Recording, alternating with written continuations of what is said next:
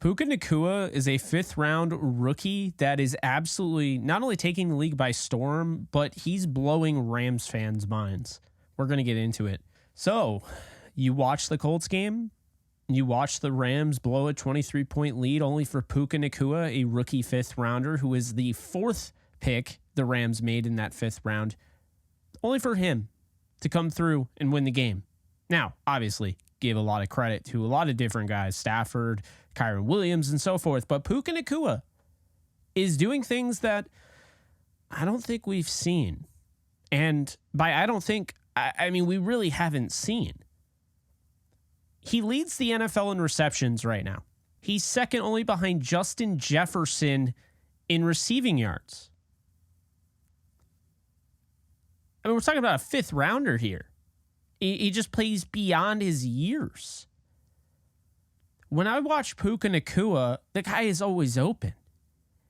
And when people try to say he's the slot merchant or, a slant merchant, I keep hearing that. I feel like anybody who puts merchant at the end of whatever they're saying normally doesn't know what they're talking about. And that would be the case with Puka Nacua, who's averaging 3.2 yards of separation per play. He's third in yards after the catch. He's second in first down receptions. He's on pace to break the single season receiving yards record. Cooper Kupp almost broke in 2021.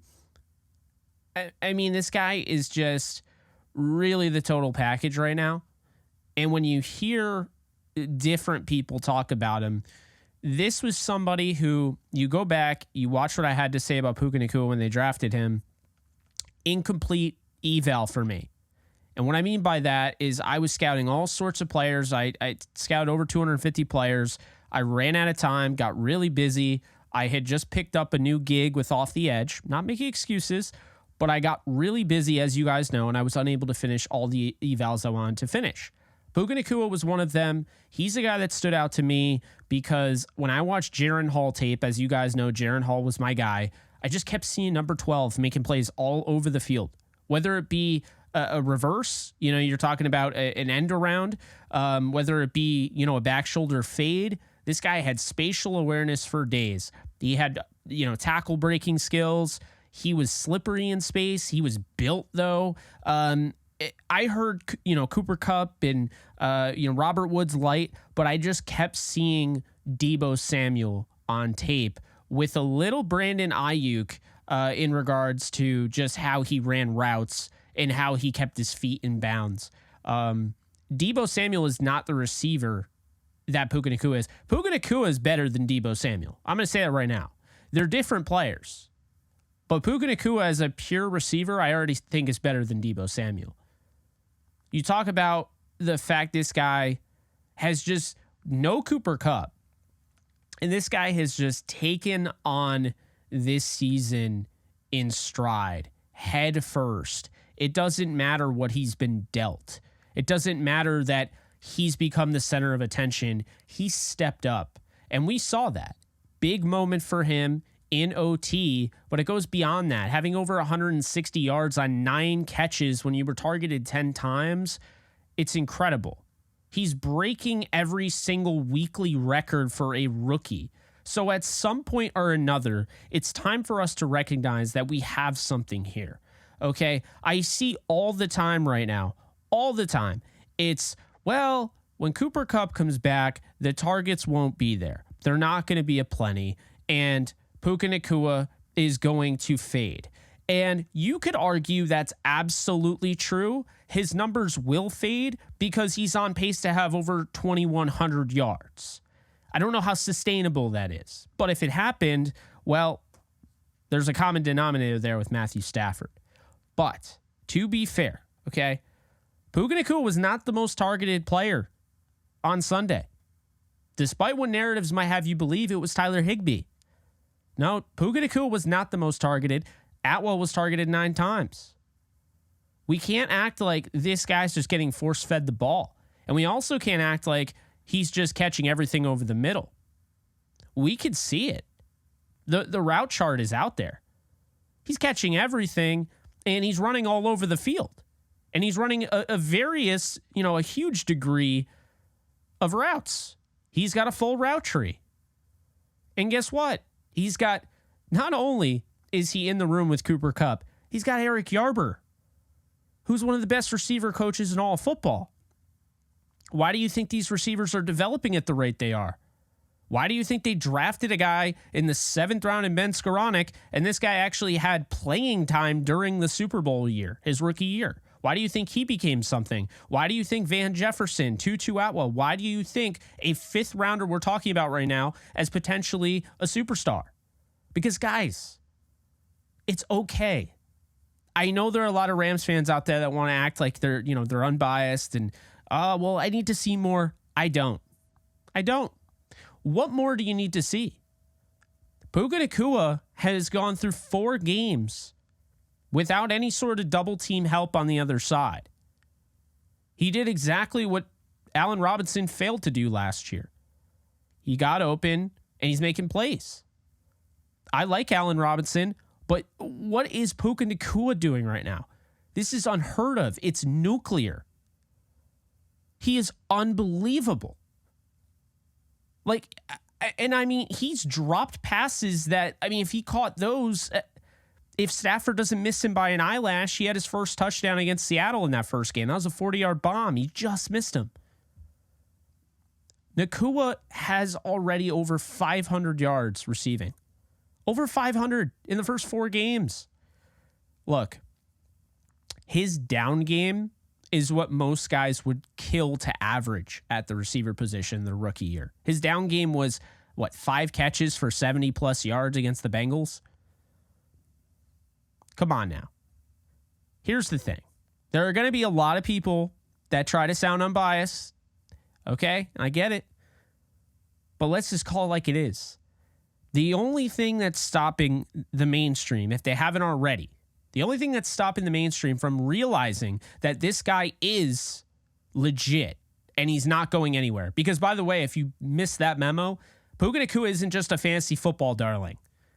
At the end of the day, real football also matters, not just fantasy football. He is a real football darling. And what I see is not just a guy that's running routes and getting open, not just a guy who's catching the ball and running after the catch and making plays, not just stats, but you see the total package. The guy carries himself the right way. He's humble as all hell. And furthermore, what I care about for a wide receiver, for a position that's predominantly considered a diva position, this guy's out there just carving out run lanes. He is a great blocker. My buddy Blaine said Puka pancakes. That's a thing. Like, if you watch the tape, he's literally laying guys out. He's exactly what the Rams want. And don't just take my word for it. Sean McVay said he's exactly what we want Rams to be. So, no, I'm not going to be the unbiased one here because there's no need to. It's not unbiased. I hear all the time, Jake, you're a homer. I was told, Jake, you're a homer many times. Now, there are times where I was indeed a homer. Let's be honest here. But as you guys know, as I've gotten older, I've gotten more mature. I've obviously changed my views a little bit. I'm less homer-ish, if you will. I don't think I'm a homer at all. I was very, very negative towards the path that the Rams have gone on. Early in the season, I had people unfollowing me because I said I didn't agree with getting rid of Jalen Ramsey and, just paying, $75 million to guys not on the roster. But then the Rams came out with this draft. And I loved this draft. As a matter of fact, I gave it an A+. But Puka Nacua was not one of the main reasons why. And that should scare every single team because Puka Nacua wasn't supposed to happen this way. The Rams would tell you this was supposed to be their 4th receiver. Josh Reynolds at his highest, maybe. He wasn't supposed to be this good. And the fact that he's this good, and they already have guys like Steve Avila, and they have guys like we saw in preseason, Trey Tomlinson. They have guys like that. It's a scary thought. Byron Young, what he's doing, Kobe Turner. It's a scary thought that the 5th rounder, Puka Nacua, might be the biggest steal that they've ever had in a draft. And if you think about it, almost every year there's a fifth rounder that kind of comes out of nowhere, ends up being a superstar. You look at Richard Sherman as a big example of that. Okay. People kind of, they brushed off Richard Sherman. He went to Stanford, good corner, but probably a college corner. Goes in the fifth round. Rest is history. He's going to be a Hall of Famer. Puka Nacua, the reason he fell, and I've seen this a lot, I think Daniel Jeremiah was the first one to say it, because of his injury history. And to me, if he stays healthy, the sky is truly the limit with this guy. And I wouldn't be surprised if the Rams do a 180 and everyone's expecting them to force feed Cooper Kupp and get him involved, but they allow Cooper Kupp to be a little bit of a decoy at the start of the season, his season, let him truly get, back acclimated and everything, let teams double team him, and continue to feast with Puka Nacua. That's the incredible thing about this. He fits the offense like a damn glove, and he's playing like a 6-year vet who's 27 or 28 years old. He shouldn't be this good.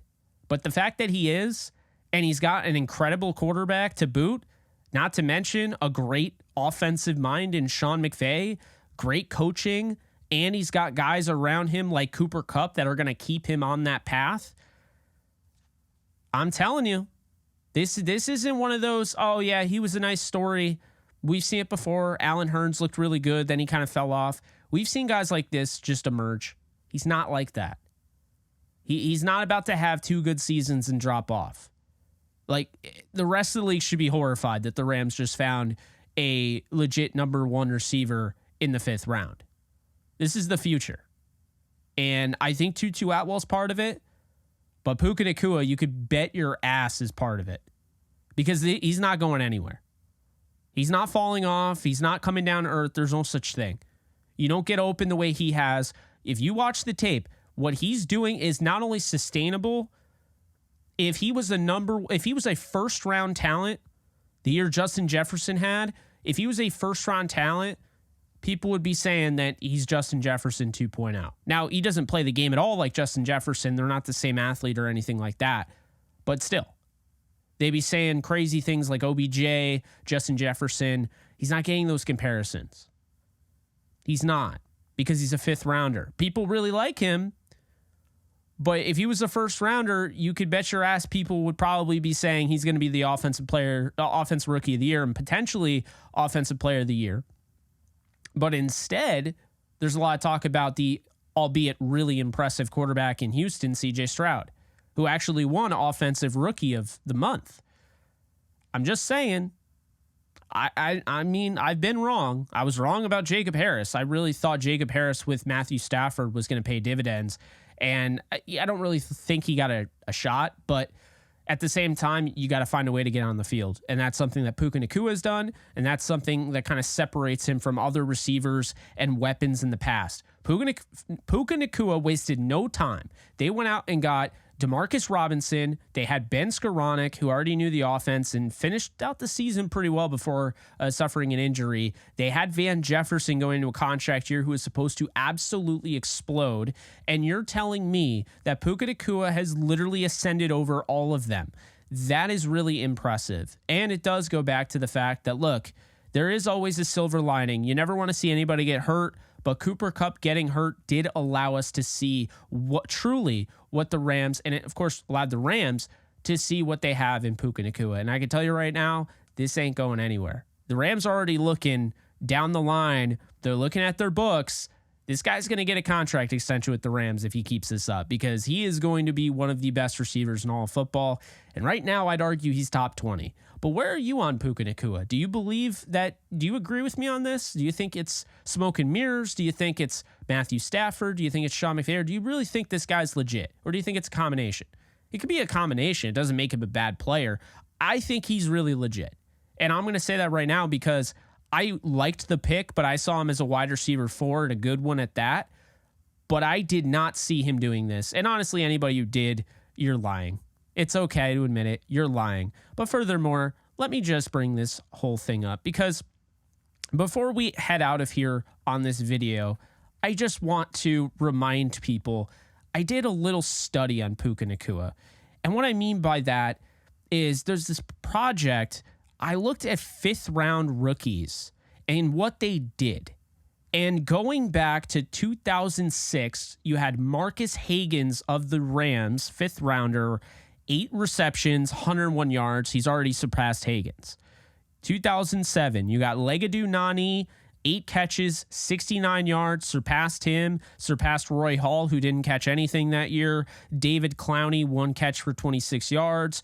Andre Allison has already surpassed him in his rookie season. Steve Breston, 8 catches for 92. He did end up having 1,000 yards the next year, but he surpassed rookie Steve Breston. You go to 2008, Matthew Slater, Kenneth Moore, neither of them caught a pass the rookie year. You go to 2009, Johnny Knox. He's already almost passed Johnny Knox in receiving. Johnny Knox had 527 yards as a rookie in 2009. Brooks Foster, Jarrett Dillard, and Kenny McKinley did not catch a pass. 2010, we look at the receivers drafted in the 5th round. David Reed didn't catch a pass. Kerry Meyer, Rock Chalk Jayhawk, didn't catch a pass his rookie year. Riley Cooper, 7 catches for 116 yards.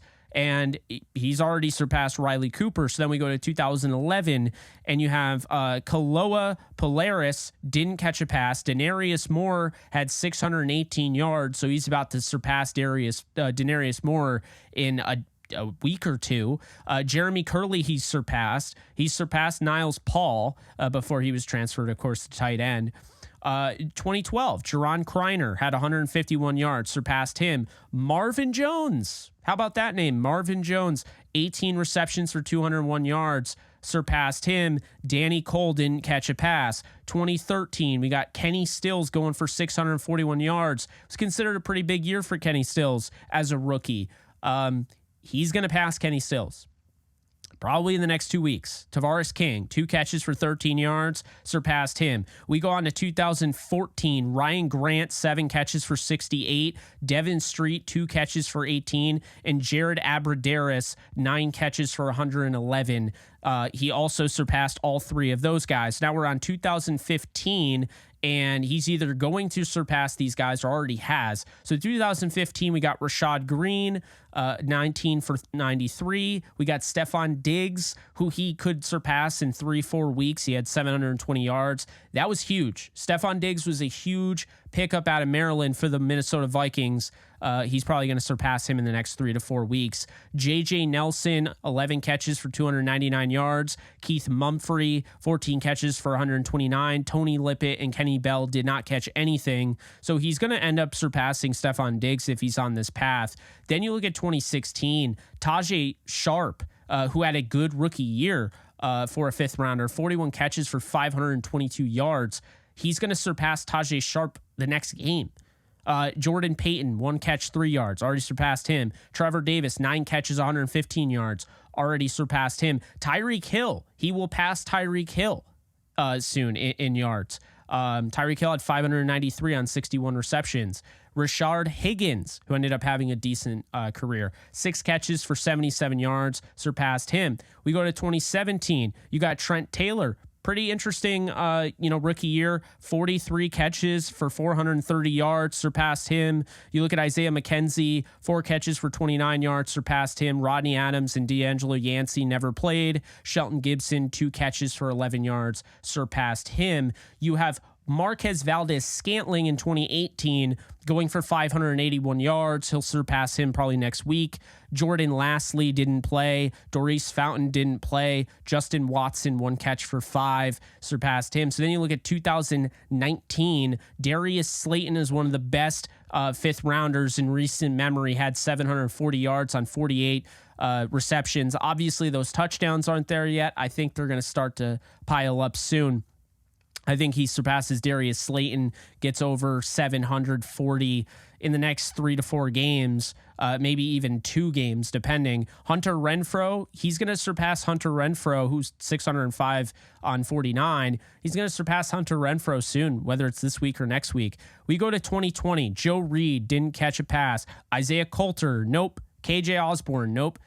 Darnell Mooney, he is getting close to surpassing 61 catches, 631 yards. John Hightower, 10 catches for 167. Quintez Cephas, 20 catches for 349. You have Colin Johnson, 18 catches for 272. And Tyler Johnson, currently on the Rams practice squad, 12 catches for 169. So we move on to 2021. Amir Smith-Marset, 5 catches, 116 yards. Simi Fehoko didn't catch a pass. Cornell Powell didn't catch a pass. Then you go to 2022, Khalil Shakir, 161 yards. And then you have Montrell Washington, didn't catch a pass. Kyle Phillips last year, 8 catches for 78 yards. And now you have 2023, and Puka Nacua is on pace to have the best season of any fifth-round receiver since dating back to 2006. Okay, I didn't pull up every single fifth-round receiver, but I went all the way back to 2006, and Puka Nacua is on pace to literally pass all of them with flying colors. If that doesn't explain what we're talking about here and how big this is, I don't know what will. But Puka Nacua is the real deal. I brought all the facts for you. I didn't use any sort of, oh, this is my opinion. I'm just saying, I'm just talking. I'm not just saying the film. I'm also supporting my knowledge with the facts. The facts are we've seen some great seasons, but you have to understand great for a fifth round receiver is Denarius Moore, 33 catches for 618. Great for a receiver in the fifth round is Kenny Stills, 641. Great for a receiver is 720 yards by Stephon Diggs out of the fifth round in 2015. Great for a receiver is guys like that. Darius Slayton, 740. That's what we need to realize. This is what we're looking at. Puka Nacua is next level right now, and he's not slowing down, and you either get on the train or it's going to run you the hell over. But that's all I got for you guys. I'm going to be out of town. If you're watching this on a Tuesday, I'm going to be out of town, so no live streams or anything. Unless there's something crazy, I'll try to go live in New York City. That's where I'm going to be for a Royal Blood concert. Shout out to them if you like that band. Definitely check them out. But yeah. That's my thoughts. I wanted to put it out there for everyone to see. I've kind of been holding back a little bit. I talked about this being the best receiver trio in the league, but I didn't talk enough about, and I really felt like I needed to see a game like this to fully just, I'm all in. Puka Nacua is going to be a superstar, okay? 4 games, I'm all in there. I don't think he's going to slow down. If he slows down, it's not going to be enough to really matter at the end of the day. So, hope you guys, enjoyed this. Be sure to drop a like. Be sure to leave a comment. I want to get your thoughts on this. Where do you rank him? I personally think he's already a top 20 receiver in football. And be sure to hit that subscribe button. And also, pass this thing around. To people that don't think Puka Nacua is going to last, send them this video. I'm just saying, he's on another level. The pace he's on, he is going to absolutely baptize all of those numbers. He's probably going to end up with at least a 1,200-yard season, but we'll see if maybe it's even more. And who's to say it's mutually exclusive that, if Cooper Kupp gets inserted in the lineup, there's no more targets for Puka Nacua. Who's to say the Rams don't, get more offensive target? They don't generate more possessions. This is how you score more. This is how you keep the ball. I don't know, man. I'm just saying, I think it's going to be different than what people are saying. I'm thinking Cooper Kupp is going to join this offense, and I think it's going to open up even more opportunities for Puka Nacua, as well as Tutu Atwell, who I think now goes into his role where he can stretch the field, and he's not going to be playing that down in and down out chain mover, which he can. But that's all I got for you guys. That's a lot. I understand. Let me know what you think. I'm Jake Ellenbogen. I'm out of here. Later, folks.